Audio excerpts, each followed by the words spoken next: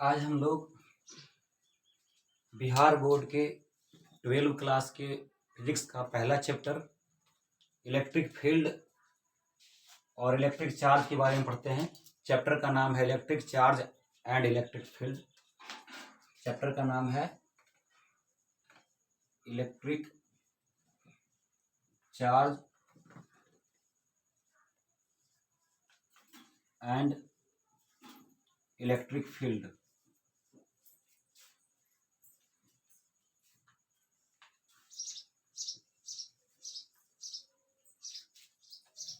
Electric charge, electric का मतलब हो गया विद्युत, चार्ज का मतलब हो गया आवेश। तो विद्युत आवेश और विद्युत क्षेत्र। फील्ड मतलब हो गया क्षेत्र। तो 12वीं क्लास फिजिक्स का पहला चैप्टर है विद्युत आवेश और विद्युत क्षेत्र। इसमें हम सबसे पहले विद्युत आवेश के बारे में जानेंगे। तो विद्युत आवेश, इलेक्ट्रिक चार्ज के बारे में जानना है तो पहले हम लोग जानते हैं कि इलेक्ट्रिक चार्ज प्रोड्यूस कैसे होता है, इलेक्ट्रिक चार्ज उत्पन्न कैसे होता है। तो इलेक्ट्रिक चार्ज को उत्पन्न करने का तरीका जानते हैं। तो इलेक्ट्रिक चार्ज को उत्पन्न करने से पहले हम लोग ऐसे वस्तु के बारे में जानते हैं जिस पर चार्ज नहीं होता है, जिस पर आवेश नहीं होता। तो ऐसा वस्तु जिस पर आवेश नहीं होता है उसे अनचार्जेड बॉडी कहते हैं। अनचार्जेड बॉडी, अनावेशित वस्तु। जिस वस्तु पर आवेश नहीं होता है उसे अनावेशित वस्तु कहते हैं, अनचार्जेड बॉडी कहते हैं। तो पहले हम लोग अनचार्जेड बॉडी को समझ लेते हैं। उसी अनचार्जेड बॉडी से हम लोग चार्जेड बॉडी बनाएंगे, मतलब चार्ज प्रोड्यूस करेंगे। तो यहां पर हम पहले एक अनचार्जेड बॉडी को बनाते हैं। देखिए, ये मैंने एक बॉडी बनाया और मान लिया कि यह बॉडी क्या है, अनचार्जेड है। तो ये हो गया अनचार्जेड बॉडी।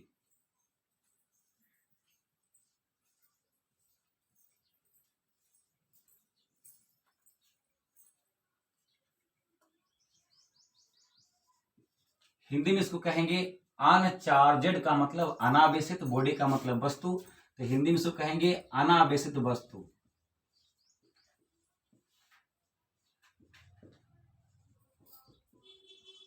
अनावेशित वस्तु मतलब जिस वस्तु पर आवेश नहीं है। अनचार्जेड बॉडी मतलब जिस बॉडी पर चार्ज नहीं है उसमें क्या होता है। तो पहले आप किसी बॉडी के बारे में जानो। बॉडी का मतलब यहां मैटर, कोई भी बॉडी, कोई भी मैटर। फिजिक्स में क्या है ना कि अक्सर जो है बॉडी पिंड कहा करते हैं।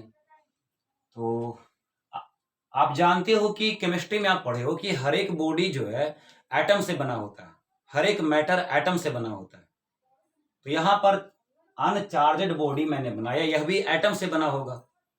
और आप जानते हैं 9th क्लास में पढ़े हैं, 10th क्लास में पढ़े हैं कि किसी बॉडी में जो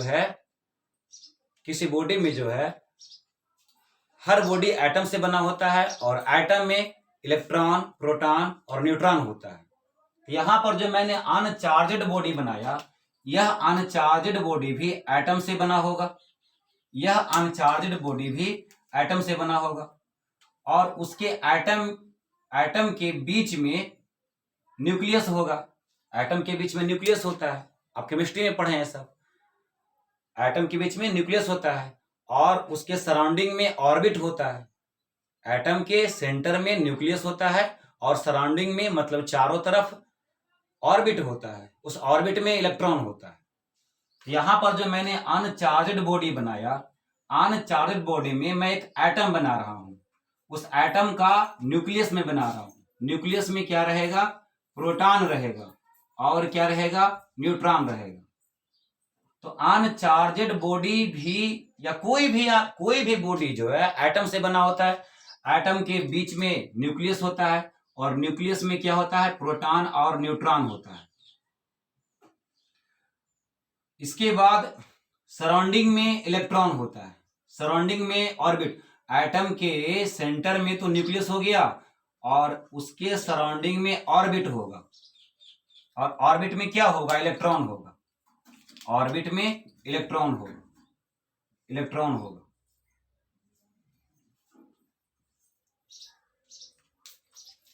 अब देखिए ये अनचार्जड बॉडी है, तो अगर अनचार्जड बॉडी होगा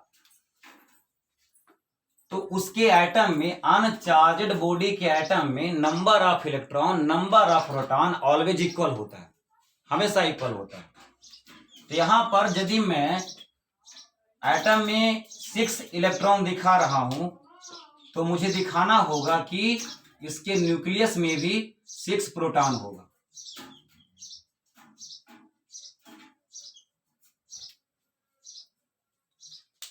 मैंने एक अनचार्जड बॉडी बनाया, अनचार्जड बॉडी एटम से बना है।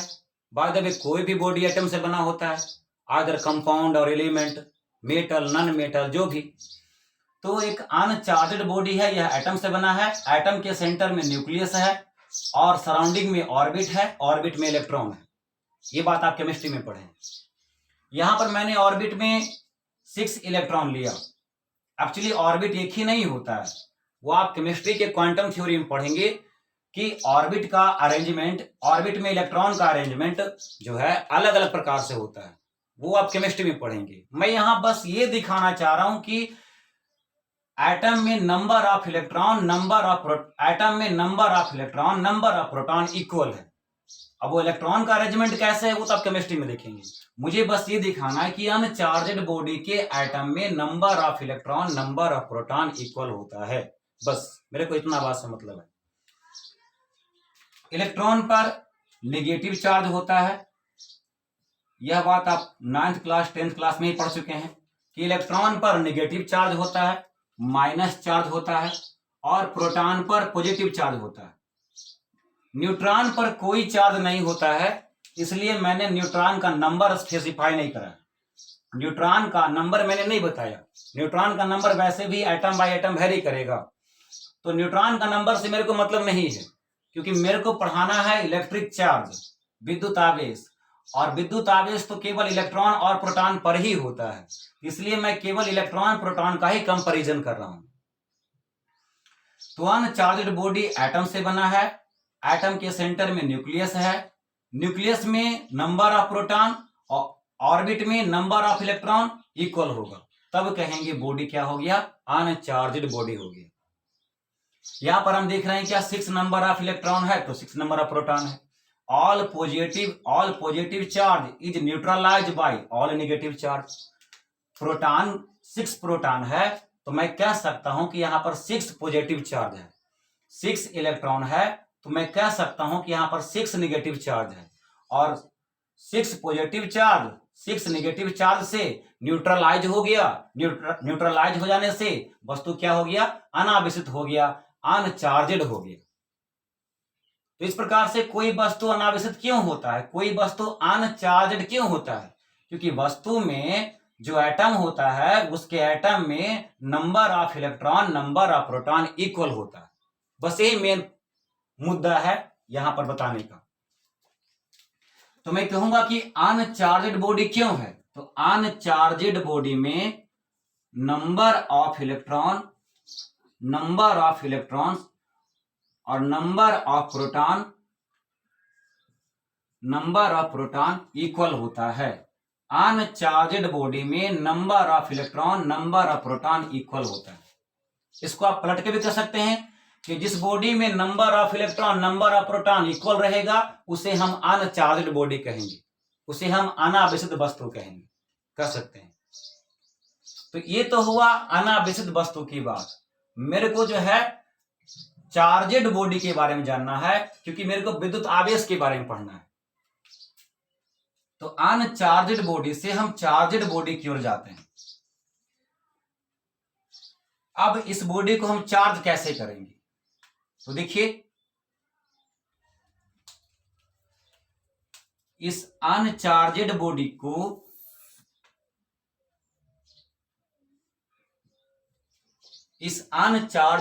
को बाहर से इलेक्ट्रॉन यदि दे दिया जाए,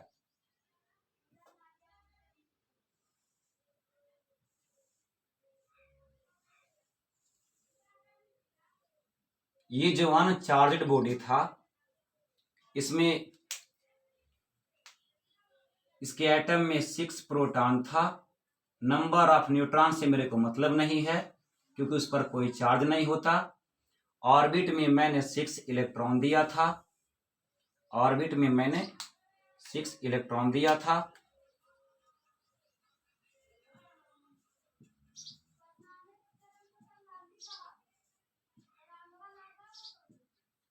ऑर्बिट में मैंने 6 इलेक्ट्रॉन दिया था।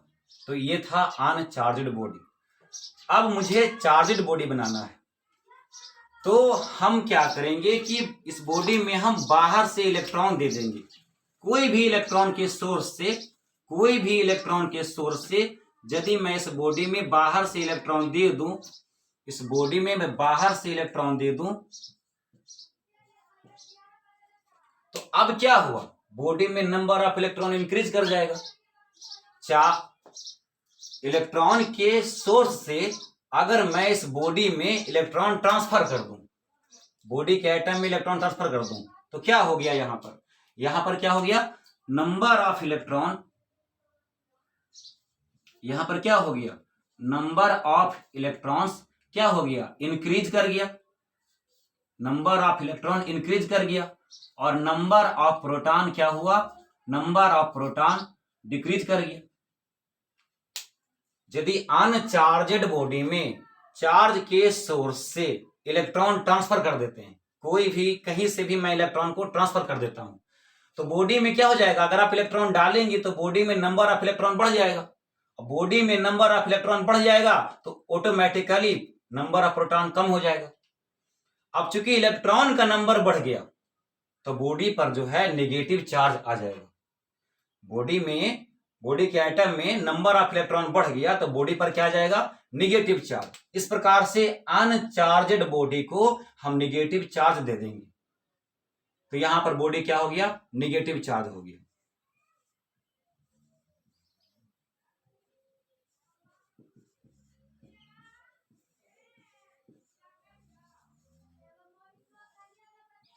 नेगेटिव चार्ज को हिंदी में हम लोग कहते हैं क्या, ऋण आवेश।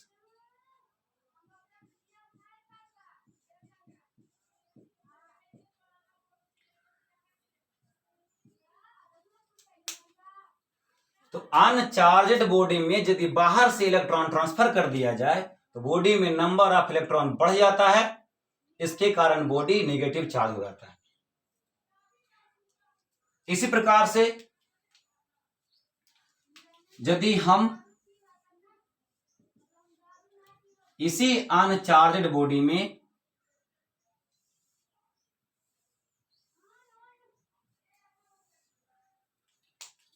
अनचार्ज्ड बॉडी में क्या था, 6 प्रोटॉन था। नंबर ऑफ न्यूट्रॉन मैंने स्पेसिफाई नहीं करा था।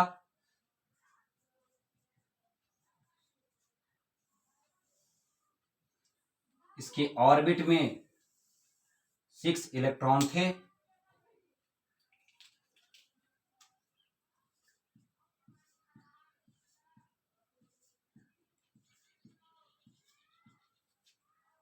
ये था अनचार्ज्ड बॉडी। तो इसको हम चार्ज करने का सेकंड टाइप देखते हैं, कैसे हम चार्ज करेंगे। यदि बॉडी से हम क्या करें, इलेक्ट्रॉन को बाहर निकाल दें, इस बॉडी से इलेक्ट्रॉन को हम बाहर निकाल दें। मैंने बॉडी से क्या किया, इलेक्ट्रॉन को बाहर निकाल दिया, यहां से इलेक्ट्रॉन को खत्म कर दिया और यहां से बॉडी के एटम से इलेक्ट्रॉन को मैंने बाहर निकाल दिया, किसी भी तरह से आयोनाइज करके। केमिस्ट्री में क्या है कि आयोनाइज करते हैं। तो यदि बॉडी से मैं इलेक्ट्रॉन को बाहर निकाल दूं, अनचार्ज्ड बॉडी के एटम में से, अनचार्ज्ड बॉडी के एटम में से इलेक्ट्रॉन को मैं बाहर निकाल दूं, तो क्या हो जाता है, क्या हो जाता है बताइए। तो नंबर ऑफ इलेक्ट्रॉन्स डिक्रीज हो जाएगा और नंबर ऑफ प्रोटॉन इंक्रीज हो जाएगा। बॉडी में से अगर इलेक्ट्रॉन को हम बाहर निकाल देंगे तो बॉडी में नंबर ऑफ इलेक्ट्रॉन कम हो जाएगा और नंबर ऑफ प्रोटॉन बढ़ जाएगा। तो चूंकि बॉडी में नंबर ऑफ इलेक्ट्रॉन कम हो गया, बॉडी में नंबर ऑफ इलेक्ट्रॉन कम हो गया, इसी के कारण इलेक्ट्रॉन कम हुआ है, इसीलिए प्रोटॉन का नंबर बढ़ गया। अब प्रोटॉन का नंबर बढ़ गया तो बॉडी क्या हो गया? पॉजिटिव चार्ज हो गया। प्रोटॉन का नंबर बढ़ जाने से बॉडी क्या हो गया? पॉजिटिव चार्ज हो गया। यहां पर बॉडी हो गया पॉजिटिव चार्ज।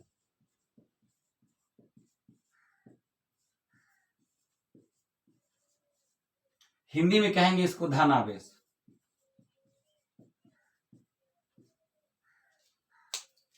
तो कोई बॉडी नेगेटिव चार्ज का कैसे होता है, कोई बॉडी पॉजिटिव चार्ज का कैसे होता है? तो अनचार्ज्ड बॉडी में number of electron number of proton equal होता है। किसी बॉडी को अगर नेगेटिव चार्ज करना होता है तो बाहर के सोर्स से हम इलेक्ट्रॉन, बाहर के सोर्स से इलेक्ट्रॉन को बॉडी में ट्रांसफर कर दिया जाता है।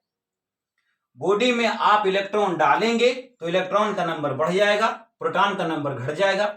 नंबर ऑफ इलेक्ट्रॉन बढ़ गया तो बॉडी में ऋणावेश हो गया और बॉडी नेगेटिवली चार्ज हो गया। यदि अनचार्ज्ड बॉडी का इलेक्ट्रॉन बाहर निकाल दिया जाए, यदि अनचार्ज्ड बॉडी का इलेक्ट्रॉन बाहर निकाल दिया जाए तो बॉडी में इलेक्ट्रॉन कम हो गया, डिक्रीज कर गया। अब बॉडी में इलेक्ट्रॉन कम हो गया तो नंबर ऑफ प्रोटॉन बढ़ गया, इलेक्ट्रॉन का नंबर कम हो गया, प्रोटॉन का नंबर बढ़ गया। तो इस प्रकार से बॉडी क्या हो जाएगा? पॉजिटिव चार्ज का हो जाएगा, धनावेश का बन जाएगा। इसे कहेंगे इसे कहेंगे नेगेटिवली चार्ज्ड बॉडी और इसे कहेंगे पॉजिटिवली चार्ज्ड बॉडी।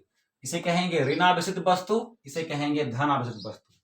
इस प्रकार से किसी अनावेशित वस्तु से अनावेशित वस्तु से ऋणावेशित वस्तु या धनावेशित वस्तु को बनाया जाता है। अनचार्ज्ड बॉडी से जो है negatively charged body, positively charged body बनाया जाता है।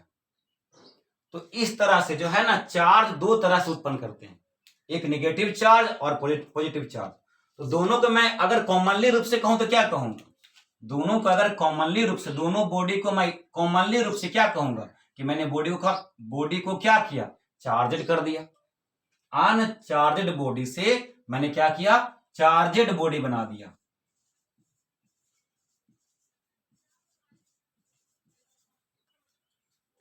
तो ये था अनचार्जड बॉडी और ये दोनों हो गया चार्जड बॉडी। तो चार्जड बॉडी बनाने के लिए क्या किया जाता है? या तो इलेक्ट्रॉन को बॉडी में डाला जाता है या तो इलेक्ट्रॉन को बॉडी से बाहर निकाला जाता है। अब इसका इफेक्ट क्या होता है वो देखते हैं। एग्जाम में इसका इफेक्ट पूछता है, ध्यान रखा करिएगा, यही इसका कंसेप्ट है। अनचार्जड बॉडी से चार्जड बॉडी बनाने का कंसेप्ट किसी भी कारण से। अब देखिए, चार्जड बॉडी जो मैंने बनाया इसका इफेक्ट क्या होगा?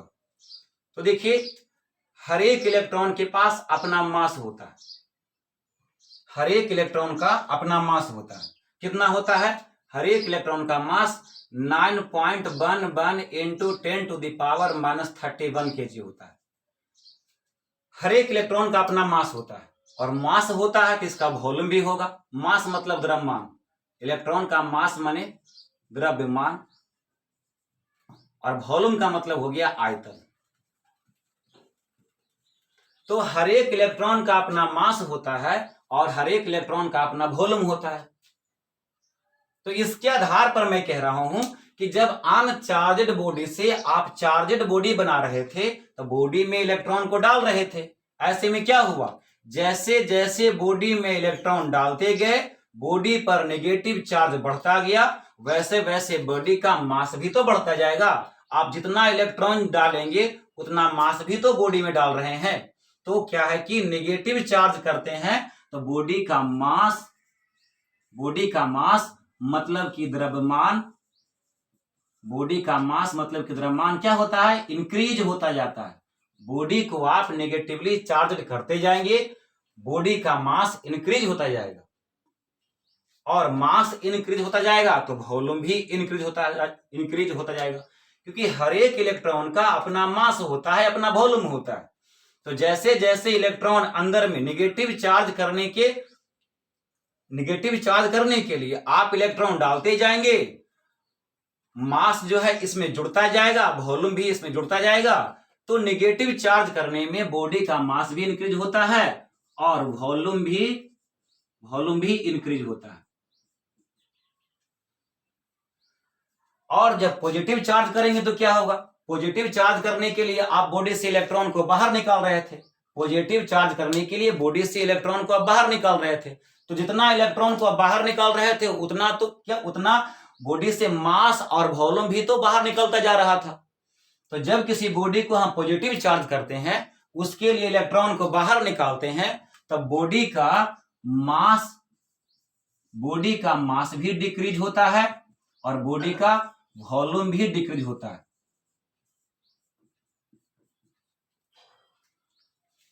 जैसे जैसे बॉडी से इलेक्ट्रॉन को आप बाहर निकालते जाओगे, बॉडी पर पॉजिटिव चार्ज बढ़ता जाएगा, बॉडी का मास भी घटता जाएगा, वॉल्यूम भी घटता जाएगा। अब दोनों को कॉमनली रूप से कहें तो कहेंगे कि अनचार्जड बॉडी से जब चार्जड बॉडी बनाते हैं तो कभी तो बॉडी का मास और वॉल्यूम इंक्रीज होता है और कभी तो बॉडी का मास और वॉल्यूम डिक्रीज होता है। ये डिपेंड करता है कि आप किस प्रकार के चार्ज बॉडी पर ला रहे हैं। तो यही मेन पर्पस है, यहीं से बोर्ड में सवाल आया है कि अनचार्जड बॉडी से जब चार्जड बॉडी बनाया जाता है तो उसका मास और वॉल्यूम पर क्या इफेक्ट होता है।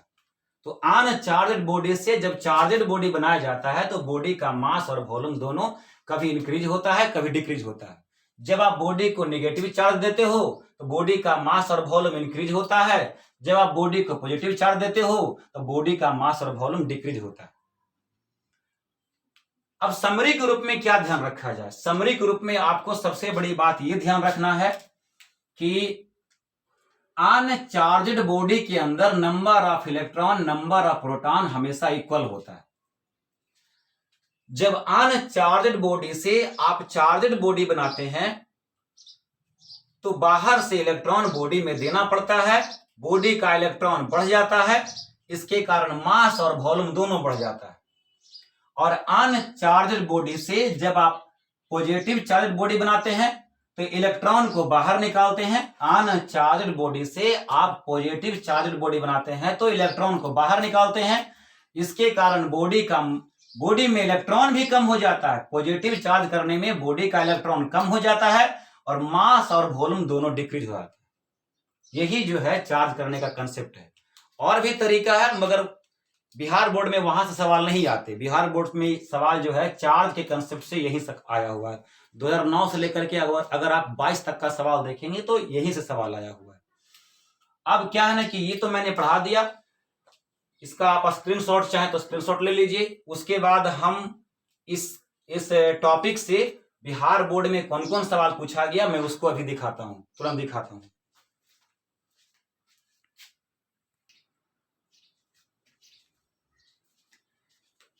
ये देखिए जो मैंने अभी पढ़ाया कि किसी बॉडी को चार्ज करने के लिए क्या करते हैं। जैसा कि हम लोग जाने भी कि अनचार्जड बॉडी में नंबर ऑफ इलेक्ट्रॉन प्रोटॉन बराबर होता है और पॉजिटिव चार्ज करना हो तो बॉडी से इलेक्ट्रॉन को निकालना पड़ेगा, तो बॉडी में नंबर ऑफ इलेक्ट्रॉन कम हो जाएगा, इसलिए बॉडी का मास और वॉल्यूम भी कम हो जाएगा, डिक्रीज कर जाएगा। और बॉडी को अगर आप नेगेटिव चार्ज देंगे तो इसके लिए बाहर से इलेक्ट्रॉन बॉडी में डालना पड़ेगा, इसके कारण बॉडी का मास और वॉल्यूम दोनों इंक्रीज कर जाएगा, बढ़ जाएगा। तो उसी के आधार पर जो है बिहार बोर्ड में 2018 में सवाल आया। बिहार बोर्ड में 2018 के एनुअल में सवाल आया। क्वेश्चन नंबर 4 ऑब्जेक्टिव का था। क्या सवाल आया कि when a body is uncharged, when a body is charged मतलब जब किसी वस्तु को आवेशित किया जाता है ना, तो मास, उसका मास पर क्या इफेक्ट आएगा ये आपको बताना था। कि जब किसी वस्तु को आवेशित किया जाता है तो उसका द्रव्यमान मतलब उसका द्रव्यमान का क्या होगा, क्या इफेक्ट आएगा जब किसी वस्तु को हम आवेशित करेंगे, चार्ज करेंगे। तो हम लोग जानते हैं कि वस्तु को आवेशित दो तरीके से करते हैं, बॉडी पर या तो नेगेटिव चार्ज देते हैं या बॉडी पर पॉजिटिव चार्ज देते हैं। पॉजिटिव चार्ज देने में मास और वॉल्यूम डिक्रीज होता है, नेगेटिव चार्ज देने में मास और वॉल्यूम इंक्रीज होता है। यानी कि अगर मैं एक शब्द में कहूं तो एक लाइन में कहूं कि बॉडी को चार्ज करना हो तो बॉडी का मास और वॉल्यूम दोनों इंक्रीज भी हो सकता है और डिक्रीज भी हो सकता है। बॉडी का मास और वॉल्यूम बढ़ भी सकता है, घट भी सकता है। तो देखिए, जब किसी वस्तु को आवेशित किया जाता है तो उसका द्रव्यमान क्या होगा, घट भी सकता है, बढ़ भी सकता है। तो यहां पर आंसर होगा ऑप्शन डी। बिना बॉडी चार्जेड, जब किसी वस्तु को हम चार्ज करेंगे तो बॉडी का मास क्या होगा, पॉजिटिव चार्ज करने में बॉडी का मास और वॉल्यूम डिक्रीज होगा, नेगेटिव चार्ज करने में मास वॉल्यूम इंक्रीज होगा। तो बॉडी को चार्ज करेंगे, कॉमनली रूप से मैं कह रहा हूं कि पॉजिटिव नेगेटिव के बदले कॉमनली क्या कहेंगे, चार्ज करेंगे। पॉजिटिव चार्ज करना, नेगेटिव चार्ज करना, दोनों के बदले कॉमनली वर्ड क्या हुआ, चार्ज करना। तो जब किसी बॉडी को चार्ज करेंगे तो बॉडी का मास क्या होगा, इंक्रीज भी हो सकता है, डिक्रीज भी हो सकता है। ये तो डिपेंड करता है कि बॉडी को अब कौन सा चार्ज दे रहे हैं। तो आंसर क्या होगा, डी। ये क्वेश्चन था, सिंपल था क्वेश्चन, जैसा कि मैंने पढ़ाया। तो यहां पर देखिए, ये लैंग्वेज छोटा सा है, ऑप्शन भी छोटा छोटा है, तो यहां पर पकड़ लेना थोड़ा आसान था। बट यही क्वेश्चन जो है 18 के कंपार्टमेंटल में भी आया, इसी से जुड़ा हुआ क्वेश्चन 18 के कंपार्टमेंटल में भी आया, मगर वहां लैंग्वेज को लेंदी कर दिया तो लगने लगा क्वेश्चन टफ है। लैंग्वेज ही केवल लेंदी है, क्वेश्चन टफ नहीं है। मैं भी इसको मिटाता हूं, फिर मैं इसके बारे में बताता हूं आपको।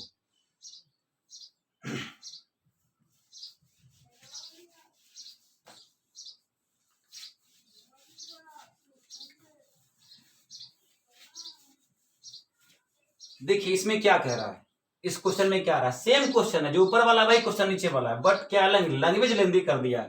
तो लड़का लोग जो है ना देख के डर गया कि नहीं इतना लंबा क्वेश्चन है, क्या होगा नहीं होगा, कुछ नहीं, बस वही ऊपर वाला क्वेश्चन है।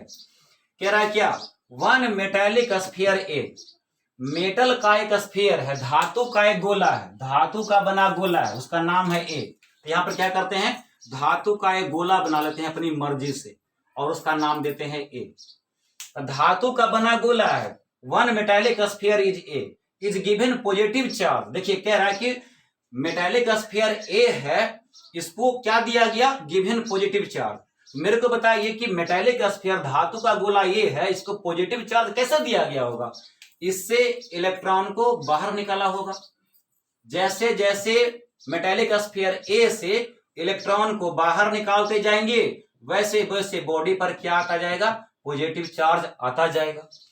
तो कह रहा है कि वन मेटेलिक स्फीयर ए, एक मेटेलिक स्फीयर ए था, इज गिवन पॉजिटिव चार्ज, इसको पॉजिटिव चार्ज दिया गया। Here as another identical metallic sphere B, एक और मेटेलिक स्फीयर है, उसका नाम है बी। एक और आइडेंटिकल मेटेलिक स्फीयर है बी, एक दूसरा स्फीयर है, इसका नाम बी है। और ए स्फीयर जो है ए के आइडेंटिकल है। कौन से ए की, मैं उस ए की बात कर रहा हूं जिस पर चार्ज शुरू में नहीं था। मतलब कि ये इस वाले मेटेलिक स्फीयर ए, इस वाले मेटेलिक स्फीयर ए के आइडेंटिकल मेटेलिक स्फीयर बी है। मतलब जिस समय ए पर कोई चार्ज नहीं था, जिस समय मेटेलिक स्फीयर ए पर कोई चार्ज नहीं था, अनचार्जड था, तो उस मेटेलिक स्फीयर ए के आइडेंटिकल मेटेलिक स्फीयर बी। मतलब सवाल में दो आइडेंटिकल मेटेलिक स्फीयर लिया है। सवाल में क्या किया है, दो आइडेंटिकल मेटेलिक स्फीयर लिया है, एक का नाम ए दिया है, एक का नाम बी दिया है, और कहा है कि मेटेलिक स्फीयर ए पर क्या दिया है, पॉजिटिव चार्ज दिया है। मेटेलिक स्फीयर ए पर क्या दिया है, पॉजिटिव चार्ज। कैसे देगा पॉजिटिव, कैसे देगा पॉजिटिव चार्ज, बॉडी में से क्या करेंगे, इलेक्ट्रॉन को निकालते जाएंगे। जैसे जैसे बॉडी में से हम इलेक्ट्रॉन को निकालते जाएंगे वैसे वैसे बॉडी पर पॉजिटिव चार्ज आता जाएगा। तो one metallic sphere A is given positive charge, whereas another identical metallic sphere B, एक दूसरा मेटेलिक स्फीयर B है और वो अनचार्जेड A के आइडेंटिकल है। Is given an equal amount of negative charge, इसको क्या दिया गया, इज गिवन दिया गया, किसको दिया गया, मेटेलिक स्फीयर बी को दिया गया, is given metallic sphere B को दिया गया, क्या दिया गया, equal amount of negative charge, B को दिया गया equal amount of negative charge. कैसे देंगे, यहां से मैंने 3 इलेक्ट्रॉन को रिलीज किया है, तो यहां पर आपको 3 इलेक्ट्रॉन पुट करना पड़ेगा। इस मेटेलिक स्फीयर में बाहर से 3 इलेक्ट्रॉन क्या कर देंगे, पुट कर देंगे। अब 3 इलेक्ट्रॉन बाहर से पुट कर दिया, तो यहां पर क्या आ गया, इस बॉडी पर जो है 3 नेगेटिव चार्ज आ गया। तब ना equal amount of negative charge है ना, कह रहा कि is given an equal amount of negative charge, जितना ए पर पॉजिटिव चार्ज दिया गया उतना ही बी पर नेगेटिव चार्ज दिया गया है। दोनों आइडेंटिकल मेटेलिक स्फीयर पर, एक पर पॉजिटिव चार्ज देने के लिए इलेक्ट्रॉन को आप बाहर निकालेंगे, एक पर नेगेटिव चार्ज देने के लिए आप इलेक्ट्रॉन को अंदर पुट करेंगे। तो कह रहा है देन माने तब क्या होगा, mass of sphere A and B still remains equal. कह रहा है कि mass of sphere A and B, A और बी का जो मास होगा, द्रव्यमान होगा, स्टिल माने अब तक, कब तक, चार्ज कर दिए उसके बाद भी, मास of sphere A and B still remains equal. दोनों बॉडी में मास क्या होगा, सेम रहेगा, हो नहीं सकता। पॉजिटिव चार्ज करने में क्या होता है, मास डिक्रीज होता है, नेगेटिव चार्ज करने में मास क्या होता है, इंक्रीज होता है। तो ऑप्शन ये तो हो ही नहीं सकता। मास ऑफ ए इंक्रीज, कह रहा है कि मास ए का मास इंक्रीज कर जाएगा, जब आप बॉडी को पॉजिटिव चार्ज देंगे तो मास इंक्रीज हो जाएगा, बिल्कुल गलत बात हो गया। Mass of B decrease, B का मास डिक्रीज हो जाएगा, संभव नहीं है। बॉडी को आप नेगेटिव चार्ज दोगे तो बी का मास क्या होगा, इंक्रीज होगा। तो कह रहा है कि mass of be increase, mass of be increase. देखिए ये ऑप्शन डी सही था। इधर से देख लेते हैं, धातु का बना गोला ए, धातु का गोला ए बना हुआ है, कब की बात कर रहे हैं, धातु का बना गोला ए है, इसको धन आवेश दिया गया है, तथा गोला ए के बराबर द्रव्यमान के दूसरा धातु के गोला बी, गोला ए के बराबर द्रव्यमान के दूसरा धातु का गोला बी है। जितना द्रव्यमान गोला ए का है उतना ही द्रव्यमान गोला बी का है, दोनों क्या है, आइडेंटिकल है, एक समान गोला है। अब क्या किया गया है, गोला ए को धनावेश दिया गया, इसके लिए इलेक्ट्रॉन को आप बाहर निकालोगे, इलेक्ट्रॉन को बाहर निकालोगे तो बॉडी पर क्या आएगा, पॉजिटिव चार्ज आएगा, मास क्या होगा, डिक्रीज होगा। और गोला बी को उतने ही परिमाण का ऋण आवेश दिया गया, गोला बी पर से समान परिमाण का ऋण आवेश दिया गया, जितना यहां पर पॉजिटिव चार्ज दिया गया उतना ही यहां पर नेगेटिव चार्ज दिया गया। कैसे नेगेटिव चार्ज देंगे, बाहर से बॉडी पर इलेक्ट्रॉन ट्रांसफर कर देंगे, बाहर से मेटेलिक स्फीयर बी पर इलेक्ट्रॉन ट्रांसफर करते जाएंगे, बॉडी में क्या हो जाएगा, नेगेटिव चार्ज बढ़ता जाएगा। तो नेगेटिव चार्ज देने के लिए आप बाहर से इलेक्ट्रॉन दिए तो बॉडी का मास क्या होगा, बढ़ेगा। तो धातु का बना गोला ए को धनावेश दिया गया, गोला ए के बराबर द्रव्यमान के दूसरे धातु के गोला बी को उतने ही परिमाण का ऋणावेश दिया गया, जितना धनावेश गोला ए को दिया गया था, दोनों में आवेश समान दिया गया, बस केवल अपोजिट होगा। तो कहता है तो क्या होगा, तो गोला बी का द्रव्यमान बढ़ जाएगा, क्योंकि यहाँ पर नेगेटिव चार्ज दिए हैं, ऑप्शन ये सही होगा। तो ये 2 सवाल आए थे इस टॉपिक से जो मैंने अभी पढ़ाया। इसके बाद मैं नेक्स्ट टॉपिक शुरू करूंगा अगला वीडियो में, और उससे जुड़ा हुआ बोर्ड में, बिहार बोर्ड में 2009 से लेकर के 2022 तक जो भी सवाल आया सारा सवाल मैं करूंगा, चैप्टर भी करता जाऊंगा, पूरा चैप्टर पढ़ाऊंगा। ये मेरा पहला वीडियो है, बहुत सारी कमियां रहा होगा वीडियो में, धीरे धीरे सुधर जाएगा बंधु, आप लोग का सहयोग चाहिए। तो क्या है कि मैं पढ़ाता जाऊंगा, और 9 से लेकर के 22 तक जो भी सवाल आया मैं सवाल भी करता जाऊंगा, सिलसिलेवार ढंग से हर एक टॉपिक पढ़ाऊंगा। बिहार बोर्ड का शुरू से अंत तक 12वां क्लास का हर एक टॉपिक पढ़ाऊंगा।